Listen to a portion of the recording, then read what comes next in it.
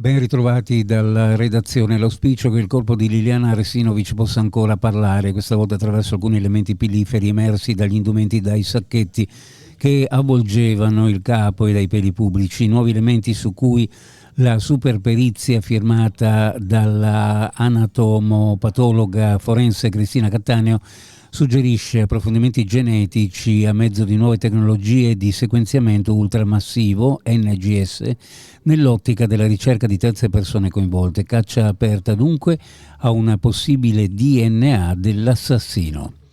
Ancora auto vandalizzate a Trieste, l'ultima segnalazione arriva da Rione di Servola, dove diverse auto sono state danneggiate tra via Banelli e via del Roncheto. Ignoti hanno rotto specchietti e finestrini, lasciando una amara sorpresa ai proprietari. Si tratta dell'ennesimo episodio in città dove nelle ultime settimane si sono moltiplicate le segnalazioni di auto danneggiate o date le fiamme in varie zone della città. È accusato di favoreggiamento dell'immigrazione clandestina un uomo di nazionalità pakistana fermato dalla Polizia di Stato all'aeroporto Marco Polo di Venezia. Arrivato a Tessera con un volo proveniente da Dubai, è stato identificato dagli agenti della frontiera, risultando destinatario di un'ordinanza di carcerazione emessa pochi giorni fa. All'esito dei controlli è emerso che a carico dell'uomo c'era un ordine di cattura a seguito della sentenza di condanna emessa dalla Corte d'Appello di Trieste, competente per i reati commessi.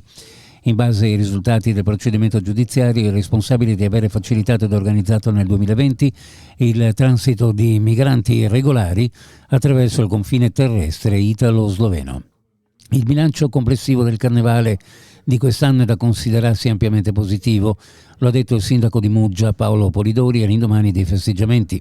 Di positivo c'è stato il tempo bellissimo che ha permesso lo svolgimento di una sfilata spettacolare e di tutte le manifestazioni programmate, i resoconti ampiamente soddisfatti dai tanti esercenti, dati insignificanti dal punto di vista sanitario, nessun codice rosso e malori ridotti ai minimi storici che dimostrano l'efficacia delle misure prese. Di negativo ancora troppi comportamenti incivili con le segnalazioni di calli lordate, nonostante i tantissimi bagni chimici installati.